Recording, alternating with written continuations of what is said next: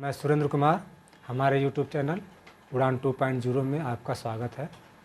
आज हम देखेंगे कि भारतीय संविधान के भाग 5 जिसमें संघीय कार्यपालिका का वर्णन किया गया है, और हम देखने का प्रयास करेंगे कि संघीय कार्यपालिका में कौन कौन से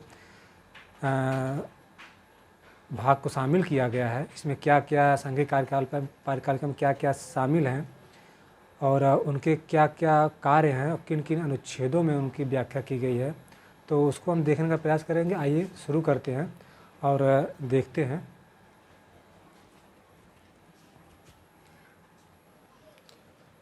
भाग 5, जैसा कि हम जानते हैं कि संघीय कार्यपालिका भारतीय संविधान के अनुच्छेद 52 से 78 तक में इसका व्यापक उल्लेख किया गया है। और इसमें हम देखेंगे तो राष्ट्रपति संघीय कार्यपालिका में पहला है, दूसरा है उपराष्ट्रपति और तीसरा है मंत्रिपरिषद, चौथा है महान्यायवादी। ये चारों मिल के संघीय कार्यपालिका का निर्माण करते हैं। और अगर हम एक एक करके सबका अध्ययन करें तो पहले क्रम पे हम देखेंगे राष्ट्रपति को। तो जो अनुच्छेद दिए गए हैं 52 से लेकर 61 तक, ये सीधे सीधे राष्ट्रपति से संबंधित हैं। और इन सभी में राष्ट्रपति के निर्वाचन, राष्ट्रपति के शपथ, राष्ट्रपति के अयोग्यता सभी चीज़ों का उल्लेख किया गया है। तो हम एक एक करके सबका अध्ययन करेंगे। तो पहला ही देखेंगे अनुच्छेद 52। अनुच्छेद 52 में कहा गया है कि भारत का एक राष्ट्रपति होगा। सिंपल सा है, भारत का एक राष्ट्रपति होगा। अनुच्छेद 53, संघ की कार्यपालिका शक्ति राष्ट्रपति में निहित होगी और वह इसका प्रयोग स्वयं या अपने अधीनस्थ अधिकारियों के द्वारा करेगा। कहने का तात्पर्य यह है कि जो संघ की कार्यपालिका शक्ति होगी वह राष्ट्रपति में निहित होगी और वह इसका प्रयोग अपने अधीनस्थ अधिकारियों द्वारा करेगा। अधीनस्थ अधिकारियों से तात्पर्य है मंत्रिपरिषद से। मंत्रिपरिषद से है कि मंत्रिपरिषद से सलाह लेकर के वह कार्य करेगा। अनुच्छेद 42वें संविधान संशोधन अधिनियम 1976 के द्वारा यह संशोधन कर दिया गया कि राष्ट्रपति अब जो भी निर्णय लेगा वह मंत्रिपरिषद के सलाह के आधार पर ही लेगा। इससे पूर्व ऐसी व्यवस्था नहीं थी। अनुच्छेद 54 देखेंगे, राष्ट्रपति का निर्वाचन। ये सबसे महत्वपूर्ण अनुच्छेद है। राष्ट्रपति का निर्वाचन कई बार परीक्षाओं में पूछा भी जाता है कि राष्ट्रपति का निर्वाचन किस अनुच्छेद से संबंधित है। तो राष्ट्रपति के निर्वाचन में एक निर्वाचक मंडल होता है जिसमें कई लोग शामिल हैं, जैसे संसद के दोनों सदनों के निर्वाचित सदस्य, राज्यों की विधान सभाओं के सभी निर्वाचित सदस्य।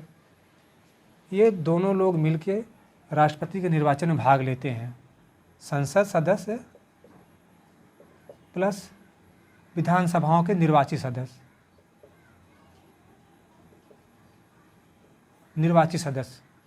इसमें भाग लेंगे। अगला अनुच्छेद देखेंगे, अनुच्छेद 55। अनुच्छेद 55 में कहा गया है जहाँ तक साध्य हो राष्ट्रपति के निर्वाचन में भिन्न भिन्न राज्यों के प्रतिनिधित्व में एक रूपता हो।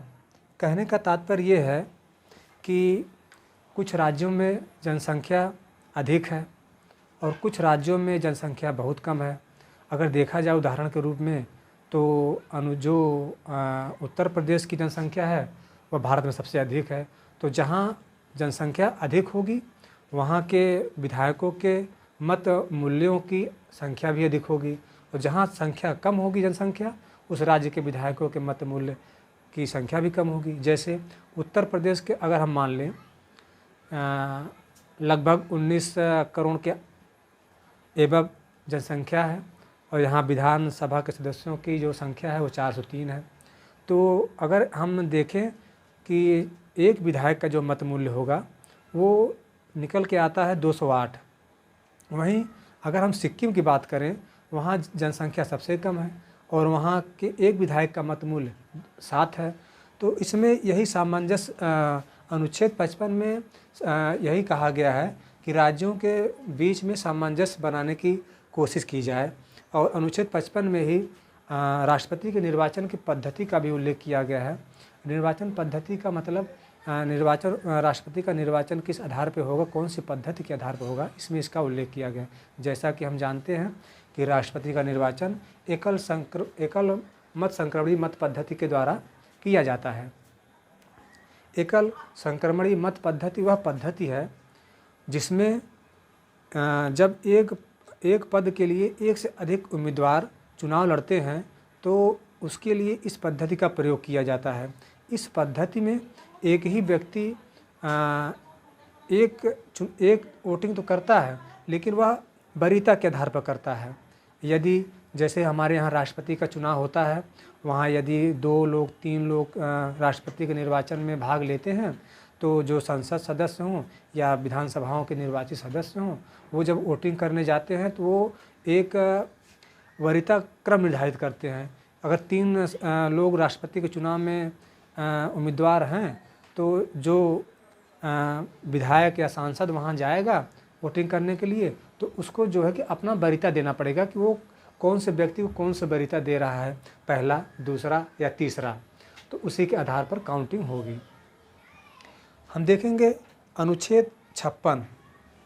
अनुच्छेद 56 में है राष्ट्रपति की पदावधि, राष्ट्रपति अपने पद पर कब तक बना रहेगा। तो इसमें देखा जाए तो राष्ट्रपति अपने पद पर जिस दिन से वो शपथ ग्रहण करता है, उस दिन से लेके अपने 5 वर्ष तक का कार्यकाल पूरा करने तक वो अपने पद पर बना रहता है।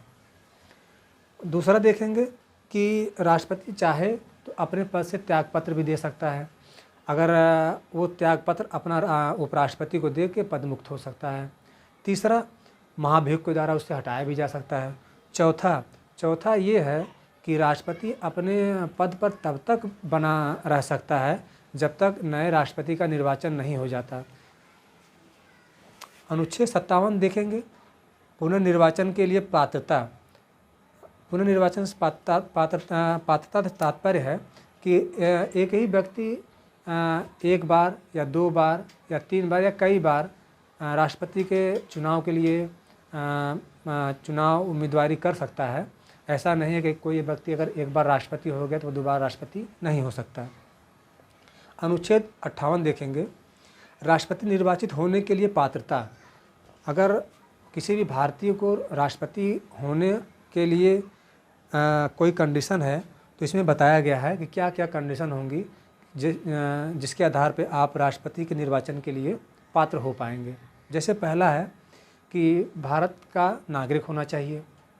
दूसरा, वह 35 वर्ष की आयु पूरी कर चुका हो। तीसरा, वह संसद के लोकसभा का सदस्य होने के योग्यता रखता हो। और चौथा है कि वह लाभ के पद पर न हो। हालांकि लाभ का पद तो इसमें आ जाएगा 59 में राष्ट्रपति के पद के लिए निर्वाचन, तो ये सारी चीज़ें उसके पात्रता में आएंगी कि क्या क्या पात्रता है। और देखेंगे 59 आर्टिकल 59 में राष्ट्रपति पद के लिए शर्तें, क्या क्या शर्तें होनी चाहिए। शर्तों में देखा जाए तो वह पहला ही है कि वह किसी भी लाभ के पद पर ना हो। अब लाभ के पद से तात्पर्य यहाँ है ये है कि वह किसी भी तरह का कोई सरकारी लाभ न लेता हो। यहाँ लाभ के पद के अंतर्गत हम देखा जाए तो राष्ट्रपति, उपराष्ट्रपति, संघ एवं राज्य के मंत्रिपरिषद, राज्यपाल, ये सब लाभ के पद के अंतर्गत नहीं आते। देखेंगे अनुच्छेद 60, राष्ट्रपति द्वारा शपथ। इसमें राष्ट्रपति को शपथ दिलाया जाता है। इस अनुच्छेद के अंतर्गत भारत के जो मुख्य न्यायाधीश होते हैं वो राष्ट्रपति को संविधान की शपथ दिलाते हैं। और हम देखेंगे कि अनुच्छेद 61, राष्ट्रपति पर महाभियोग चलाने की प्रक्रिया। राष्ट्रपति को संविधान के अतिक्रमण या संविधान के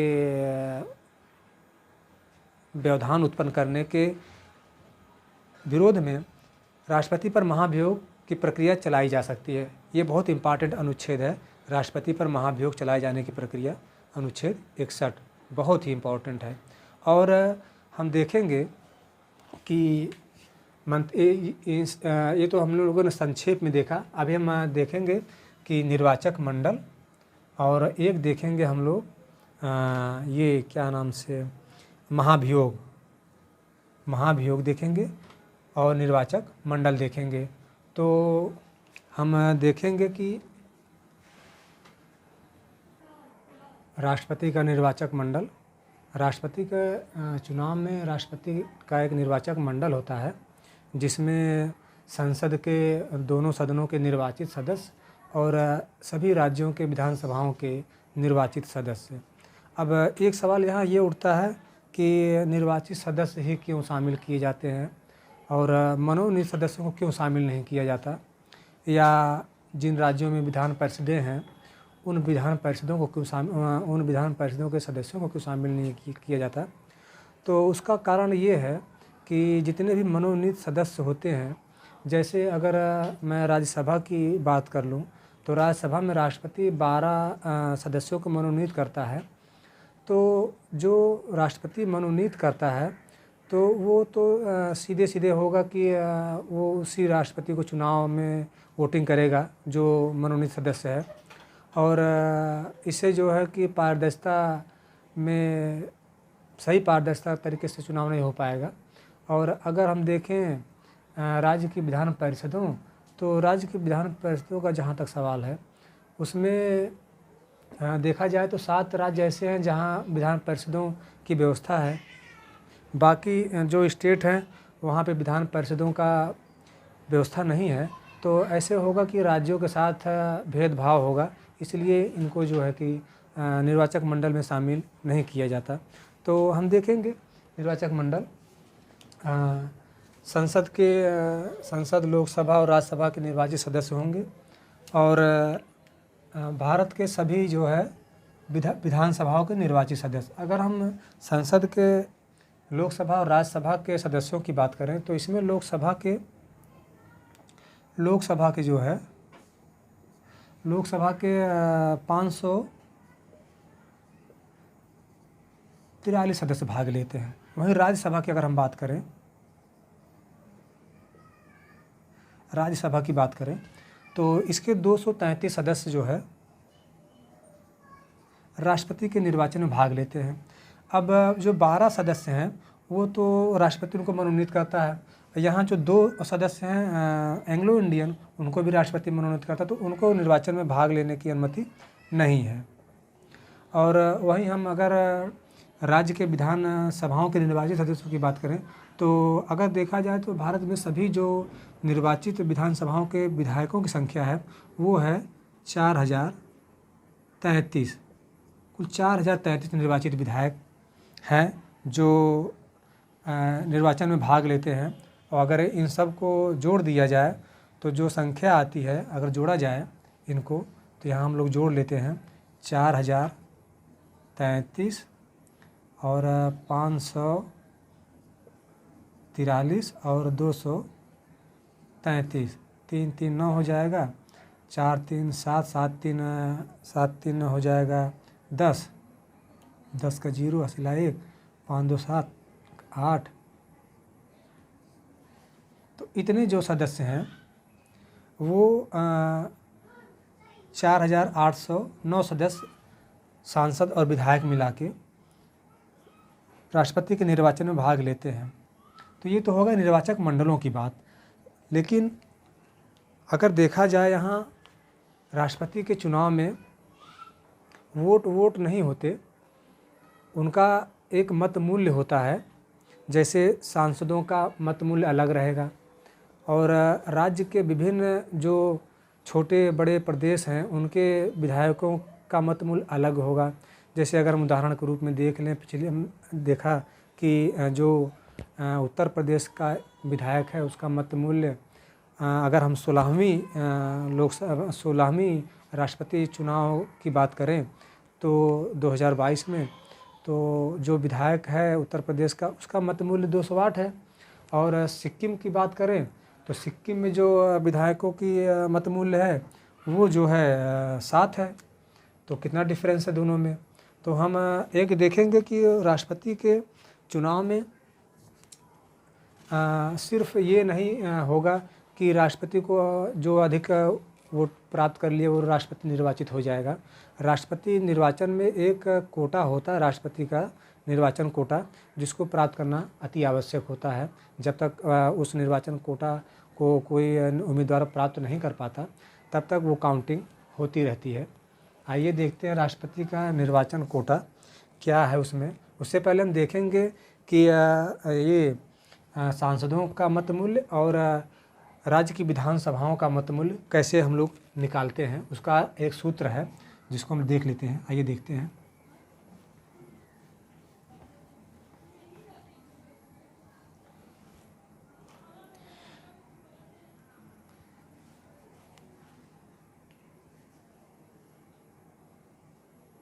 सांसदों का मत मूल्य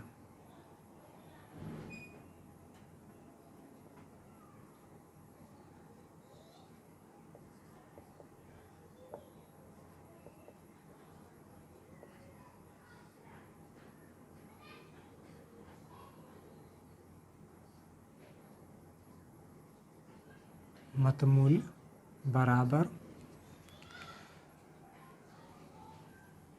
सभी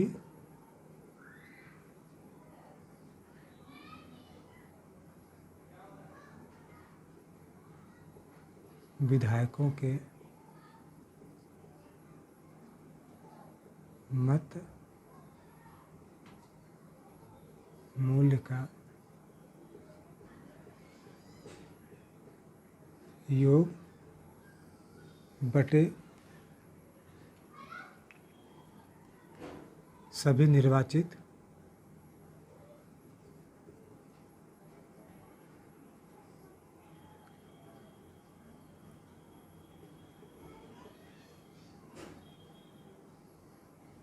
निर्वाचित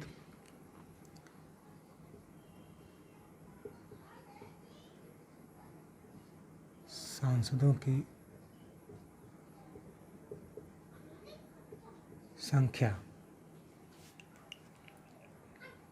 तो अगर हमको सांसदों का मत मूल्य निकालना है तो सभी विधायकों के मत मूल्य का योग, सभी विधायकों मतलब जितने भारत में जितने भी विधायक हैं उनके मत का मूल्य का योग और सभी निर्वाचित सांसदों की संख्या से भाग दे देंगे, तो वो जो सांसदों का मत मूल्य होगा वो निकल के आ जाएगा।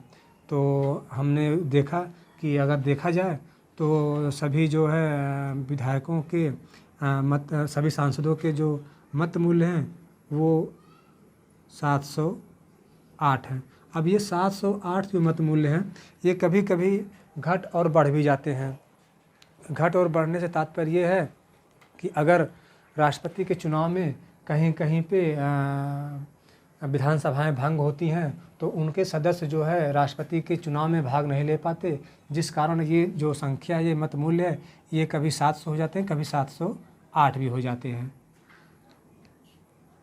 इस प्रकार हम देखें तो 708 एक सांसद का मत मूल्य। तो अगर हम देखें 543 सांसद, 543 जो सांसद हैं उनके कुल जो मत मूल्य होगा वो होगा 5,43,200। ये कुल सांसदों के मत का मूल्य है। जितने भी सांसद, सॉरी ये गलत हो गया, ये टोटल सांसदों के जो मत मूल्य हैं इसमें राज्यसभा और लोकसभा दोनों 5,43,200। तो हमने देखा कि सांसदों का मत मूल्य कितना है, कैसे है, तो यहाँ इसको हम ध्यान रखेंगे। और अब देखेंगे एक विधायक का मत मूल्य, तो इसका जो फार्मूला होता है वो है राज्य की जनसंख्या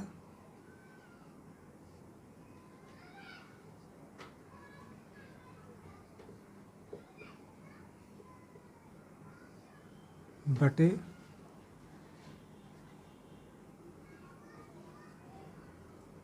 निर्वाचित विधायकों की संख्या।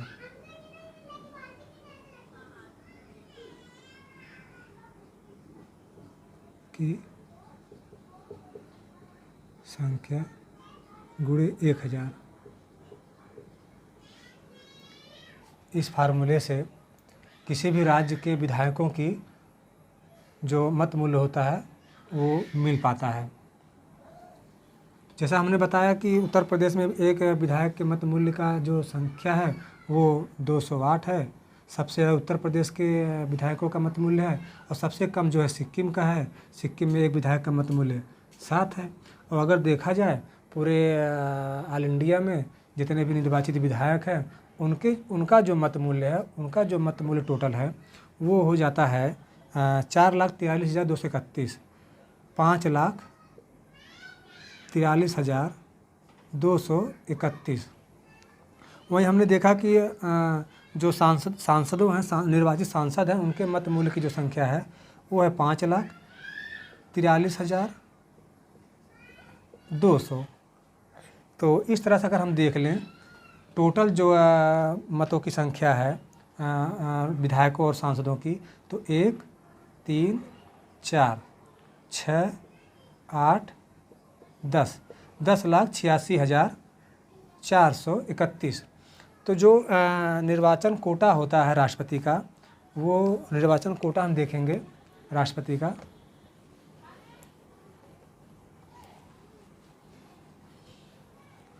राष्ट्रपति का निर्वाचन कोटा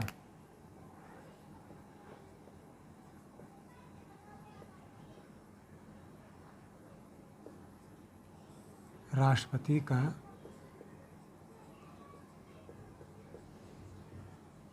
निर्वाचन कोटा बराबर